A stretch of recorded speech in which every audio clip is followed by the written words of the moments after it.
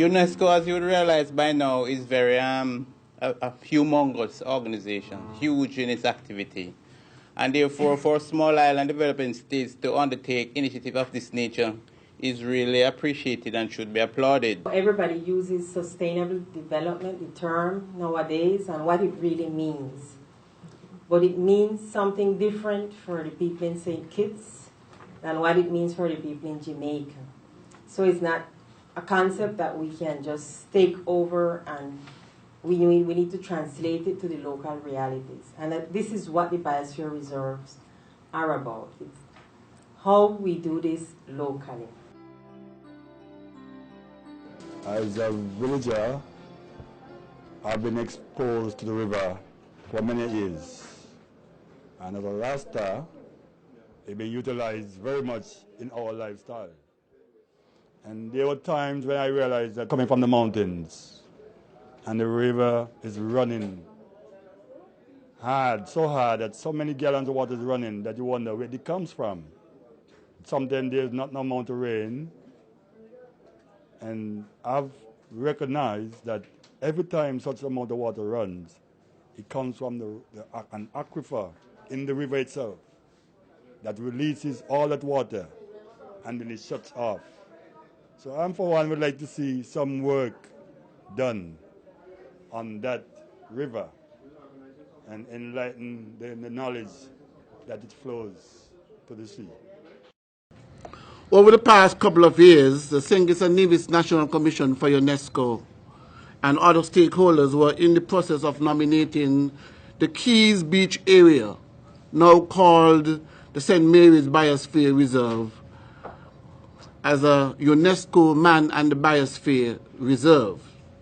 As a result, the International Coordinating Council of UNESCO Man and the Biosphere Program, at its 23rd session held in Germany in July 2011, approved the proposed Biosphere Reserve in St. Kitts, where the Keys Beach area is now inscribed and designated for inclusion in the World Network of the Man and the Biosphere Program.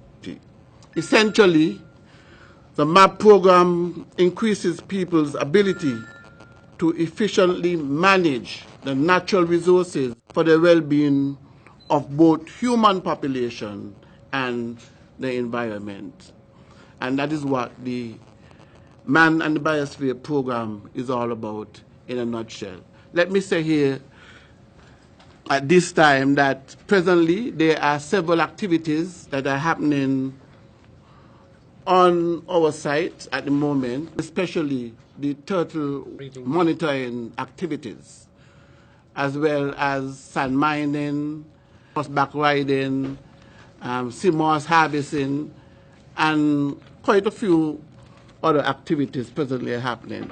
The idea is to harmonize all of these activities, manage these activities accordingly in a very sustainable way in order for the people in the community and in the country to benefit accordingly. Very impressed with the scale and the diversity of representatives here. It's already a very, very good start. It's very much enshrined in the culture of the Man and Biosphere initiative that this should be a community level and integrated activity. So it's very heartening for somebody like myself who represents St. Kitts and Nevis as your permanent delegate to UNESCO in Paris to see the proof of the diversity of stakeholders in this very important activity going forward.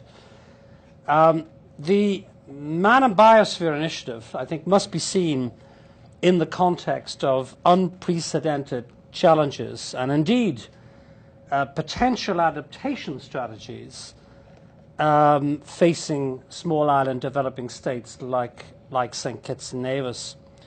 In an increasingly globalized and interconnected world characterized by climate and financial crisis, small islands, and we don't need reminding of this, are pretty much at risk. whether it be from unpredictable and severe weather patterns, or rising sea levels, or due to geographical remoteness or economic vulnerability. However, small island societies, it's been shown through research done by UNESCO and UNEP, have a record of actually thriving and adapting in these very challenging times. Now, St. Kitts and Nevis, through the MAB initiative, can now take this adaptation exercise a few important steps forward as a result of the designation of St. Mary's MAB reserve, thus enabling us to create a multi-stakeholder driven approach to small island sustainable living. It's very important. But let me just say a few words now about the background, the scope, and some of the added value characteristics of the UNESCO Man and Biosphere program of work. Let me firstly, however, say that with my distinguished colleague here, Mr. Antonio Maynard, the National Commission Secretary General, you should know that St. Kitts and Nevis plays a very, very productive role in UNESCO. It really does hit above its weight in many, many areas by signing up to some very important conventions such as the Heritage Protection Convention, with Brimstone Hill, of course, being the champion. But also we signed up in the last 3 years to the Anti-Doping and Sports Convention and the Underwater Cultural Development and Protection Convention as well. We've also, by the way, as recently as last March of 2011, St. Kitts and Nevis was the host for the first time ever, I think, of a ministerial conference held here in St. Kitts on climate change adaptation and mitigation. A very important, by the way, starting point for some of the activities that we're going to see through in the context of the Man and Biosphere program. The Man and Biosphere program is essentially an intergovernmental scientific program. It is intergovernmental. In other words, it is brought about as a result of legal instruments which are agreed to and endorsed and approved and ratified by member states of UNESCO, which now number something like 195 sovereign states.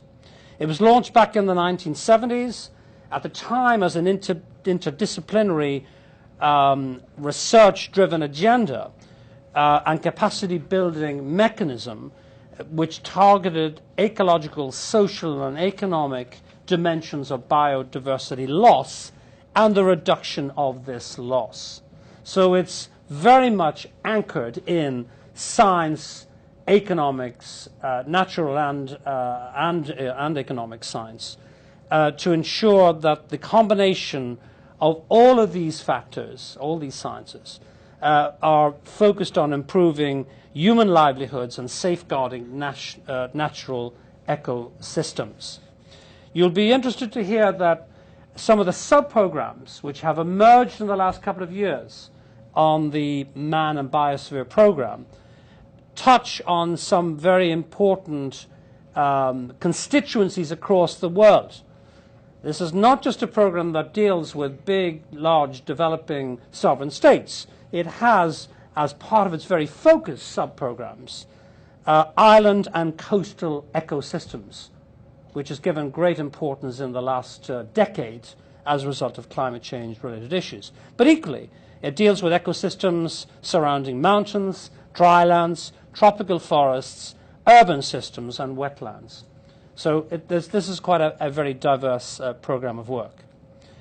On the ground, the implementation of this interdisciplinary work that is initiated in Paris, but very much left to the local national MAB commission to define and designate the projects that need to be taken forward. It is very much an issue then of the thematic networks and partnerships which ensure between St. Kitts and Nevis and the other 30 or 40 MAB sites across the world that there is a constant sharing of best practice in research and monitoring, education and training, and participatory decision-making, which is very much a core aspect of this activity. One of the things you will find as we evolve over the next couple of months and years is the virtues of best practice information sharing between other island MAB sites. And incidentally, before I forget it, we signed up, as Mr. Maynard said, in July, or we were designated in July of last year as a UNESCO Man and Biosphere Reserve. But in March of this year, UNESCO took another very interesting and very significant step in terms of our local concerns in setting up a worldwide network of island biosphere reserves, of which you'll be happy to hear St. Kitts was one of the first Caribbean islands to sign up to, along with other island states, but also large developed and developing states also have their islands, which are eligible for designation as MAB reserve sites. So that will even reinforce further St. Kitts and Nevis's ability to be able to generate and gender more best practice information sharing, which will help us ultimately accelerate the process in creating a leading edge MAB site in the Caribbean. The different activities that we have going on currently within the reserve, I'm going to give you some background information on sea turtles and the Sea Turtle Monitoring Network. We're going to specifically focus on the Leatherback project because that is the main sea turtle related activity that's going on with our group on Keys Beach. We're going to discuss sustainability and the modalities we've approached trying to make sure this program is sustainable, and then we're going to discuss future plans. So first of all, for some background information on our group, the St. Kitts Sea Turtle Monitoring Network was founded in January of 2003. We are a registered NGO here in St. Kitts. We're also a registered NGO in the United States as well. We have a range of national, regional, and international collaborators, and this, as I always like to emphasize, is critical with sea turtles because our nesting leatherbacks may nest in St. Kitts, but they may travel 12,000 miles away from us to feed, to then come back 2 to 5 years later. So they're a shared resource, so we have to collaborate. We're permitted through the Department of Marine Resources. As you know, sea turtles are a fisheries resource. We cannot work without permission from the Department of Marine Resources, so we work very closely and under their direction. And our 3 primary goals as an organization are to implement a long-standing community-based conservation program that will last, to promote community awareness of the plight of sea turtles, because oftentimes we may not even know what's in our backyard, so it's important that everyone is aware of what's going on, and to provide non-consumable sources of income as a replacement for the sea turtle harvest. Those are our main goals.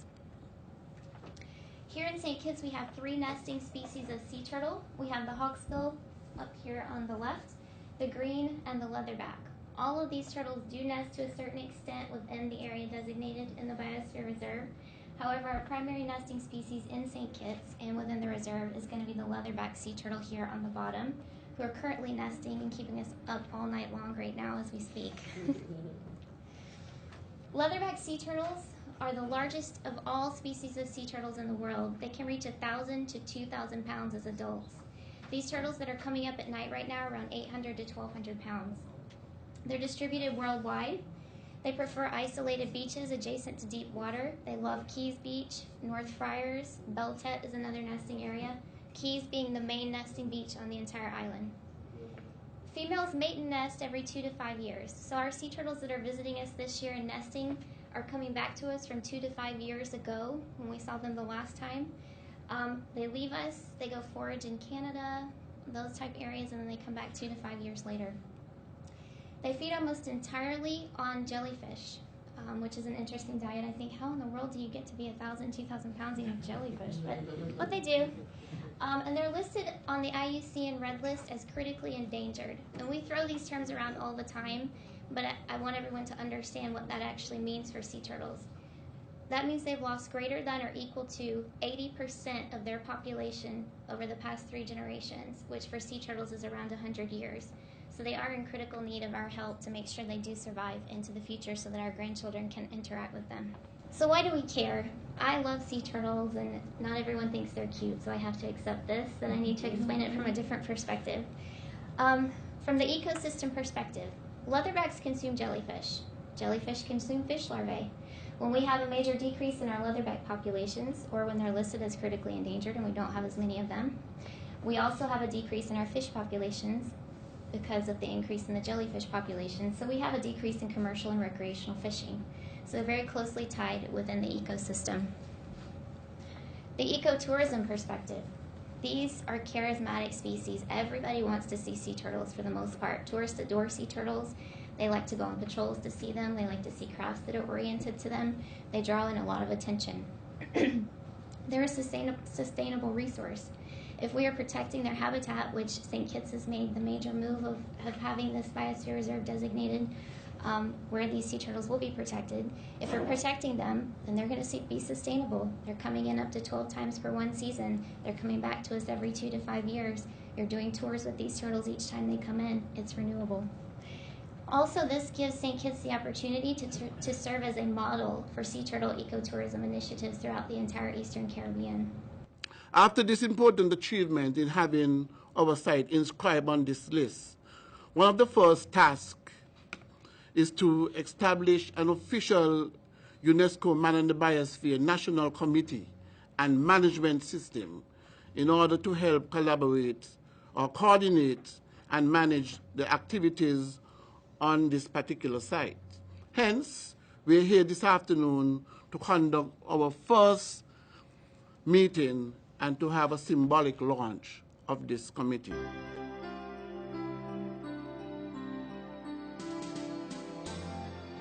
Next night, right, we see evidence of, sand mining, right? So then, I call Misha Alfred, right? Yeah, he's not there. Right, let him know, right? Okay. What we can do, right, is have the army stakeholder at 5 o'clock in the morning. Yeah. That's all, you know what I mean? Let them be in the sand dunes and waiting. And they're going to see who's coming, because they're coming in trucks and backhoes. So Exactly. The proactive approach includes the government getting involved and actually mining and stockpiling. And so instead of you doing it, anyone on the streets besides the government is illegal, basically. That's the approach we're going to take. But things have to be put in place for that. Exactly, but we want to catch them on the spot.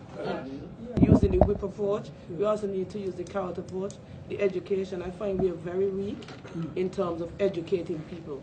I just recently returned from the Sustainable Tourism Conference in Guyana, and they are doing a project which deals with replanting of mangroves along the coast in Guyana.